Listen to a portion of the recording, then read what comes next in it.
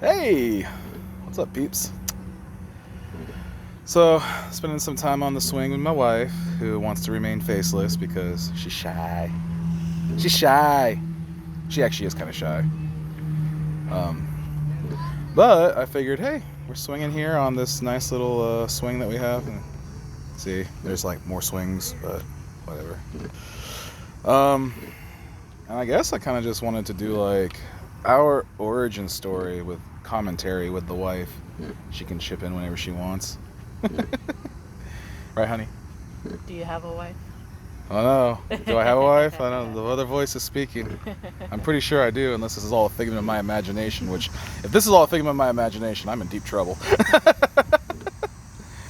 Because it's been a long time, long suffering, or so to speak. Oh, look at our danger noodle. She's being dangerous. No. Maybe. Our youngest is climbing. Okay, the wife is gonna go save her from herself. So yeah, I wanted to just make I don't know. This may not be very long. We'll see.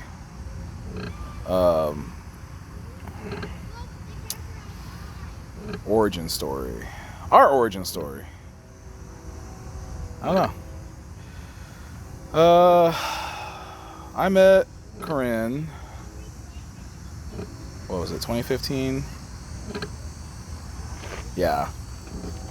Around 2015. We first met a little bit before 2015. But around 2015 I met her. And you know, I had just gotten out of a pretty serious long-term relationship, which is why my parents were afraid like this was a rebound relationship. But you know, I was looking to settle down. You know, I was 26 or 27. How old was I when we met? 26. I was 26. Yeah, I was 26. She was 18. Newly minted 18, which, again, there were other concerns there. People thought I was being a creeper. Her parents were very against it. But we met, you know, kind of in just one of those ways where we were like... At a concert? Yeah, we met at a concert when I was technically still in a relationship, which you're like, egads, you know, that's terrible. You were cheating. I was like, no, I was just being friendly. Her cousin Tyler bought her some tickets to go to Rockfest, which, if y'all know what Rockfest is in the Midwest, it's one of the biggest rock concerts in the Midwest. Like, I think they were boasting like 50,000 attendees, you know, 2 stages, 24 bands. It was crazy, but we would go up to Rockfest. Me and my ex enjoyed going to Rockfest, and so just so happened that year my ex was like, hey, Tyler's cousin's coming with us. And I was like, oh, okay, cool. Who's Tyler's cousin? And she's like, I don't know, just this girl that, you know, is his cousin. I was like, okay, neat. So we went and picked her up. She had just graduated high school. Right? You just graduated high school? Yeah, just graduated high school. And so we picked her up and, you know, pretty much just hung out all day. My ex at the time was really big into pot, which I never really, I never was. I never smoked pot in my life. Well, that's a lie. Shh.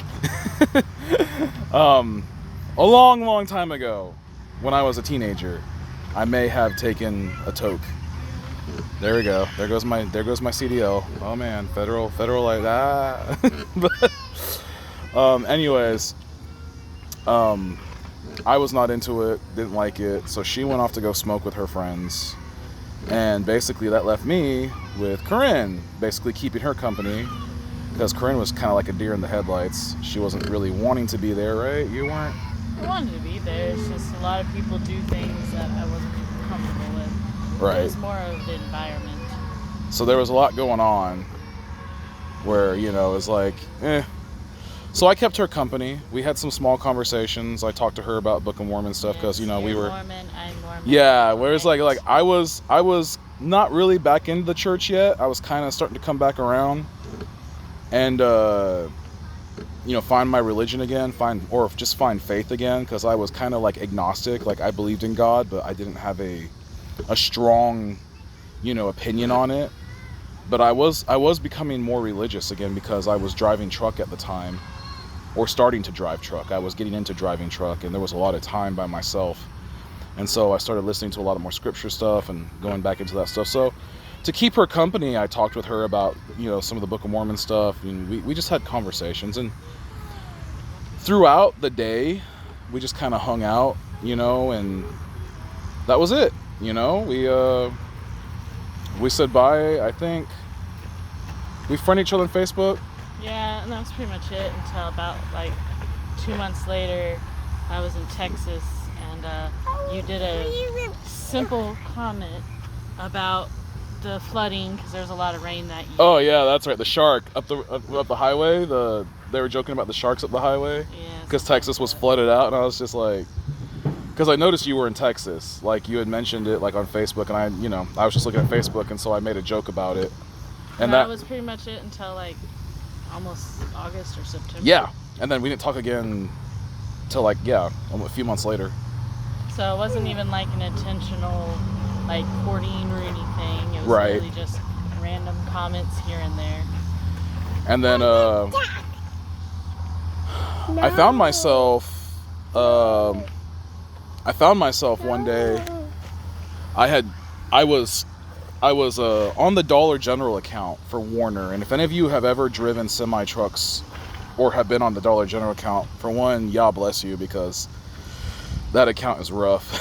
It's not what you expect. Like, you're gonna become a truck driver, and oh, by the way, you're gonna spend most of your day in the back of a trailer sweating to death because there's no AC in that thing, and you're gonna be unloading freight, and it's gonna be great. Like, hooray, you're gonna make a lot of money, but it's gonna be like a struggle every day. And so I was training on the Dollar General account, and my trainer at the time, he lived in Tulsa, Oklahoma. And so, yeah, I think it was Tulsa. It might have been, was it Tulsa or Oklahoma City? Well, it was somewhere in Oklahoma, which I think is funny because Oklahoma keeps popping up on me. But he lived in Tulsa, I believe.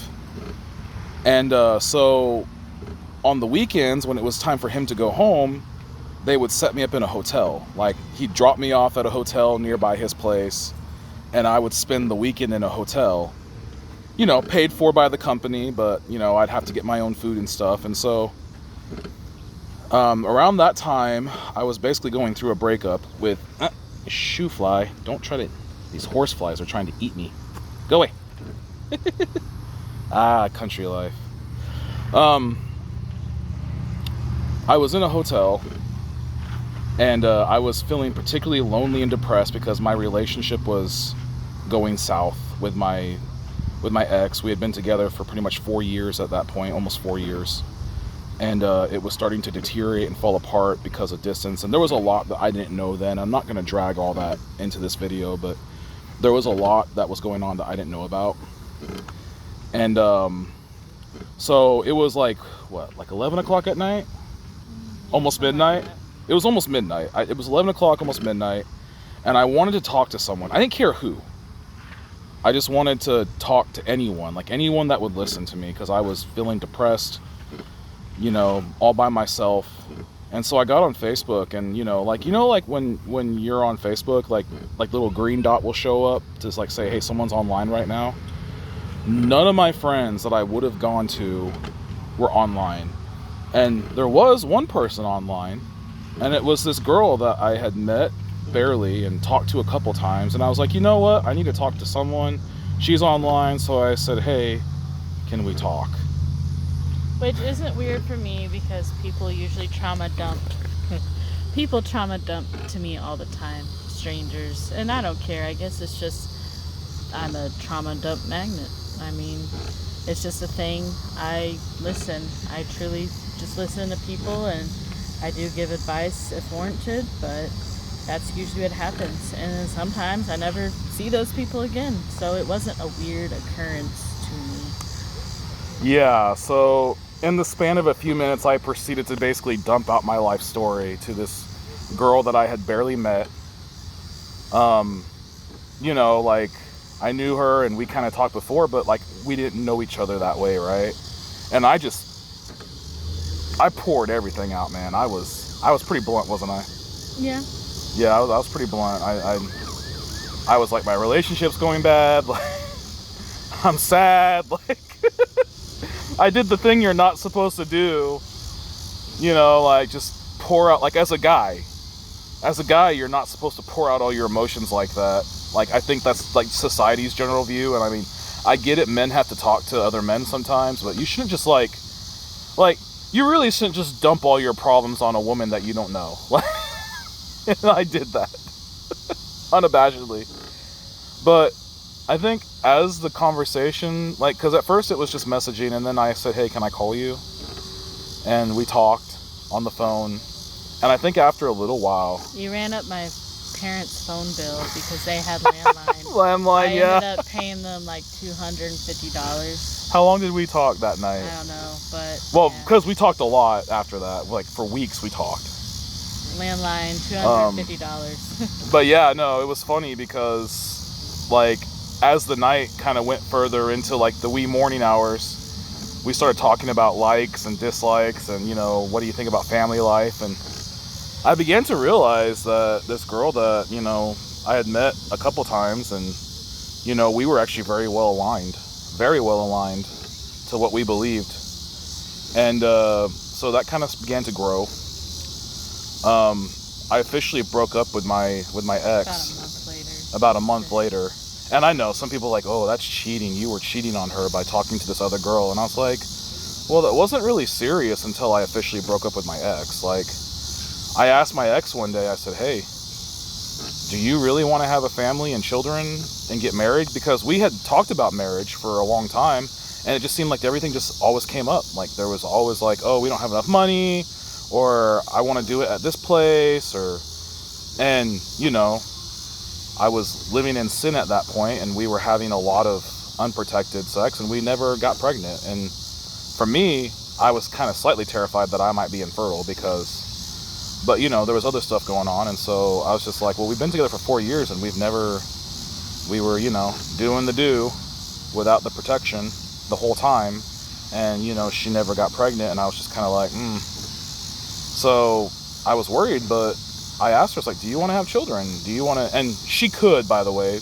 After we broke up, she got with another guy, and they did, which scares me sometimes, because I wonder if maybe I did have children and they just never made it to this world through her choice. But I don't want to think about that too much, because it hurts, because we did lose one of ours to a miscarriage in our, you know, out of the, I say we have 3 on earth and 1 in heaven. But anyways, I'm not going to cry on here, so. But yeah, so after I officially broke up with my ex, I asked Corinne, I was like, you know, do you want to date? Is this like serious? And what do you think? I was good with dating. Yeah. We dated for 4 months. We did. 4 months of courtship, and then it was boom, marriage time. And man, her family and my family, they both. There was a lot of concerns. I was on the pipeline to go to the Navy, which I did. I went to the Navy boot camp 2 months after we got married, pretty much. It was timing though, right? Because if So a backstory of that, I was in the DEP program, which is the delayed entry program, where you choose your job before you join the service. And I just didn't like any of the options. I know, options in the military. But yeah, I was supposed to leave like 180 days sooner than I did to go to boot camp. And that got delayed. And just the perfect timing, pretty much, for us to meet and date. And then we got married. And then 2 months later, I went to boot camp. So my family was like, are you nuts? Because we got married literally 4 months after. Like, my parents, I think my mom, bless my mom, she thought this was a rebound thing. She was like, you need to be sure, Mark, you know, like, this is a young girl. My dad was like, you're going to ruin her life because she's going into the military, and I love my dad, but he can be really harsh on me He sometimes. he called me personally and gave me like a whole hour conversation about how his son was not gonna be good for me. Nothing against me. It wasn't a he didn't like me type thing. It was, I guess he thought I was too good for him. Hey, hang on. And We're gonna have to make a part 2. I need to cut this video because I'm running out of space on my phone. Hang on 1 second, guys. I'll be right back.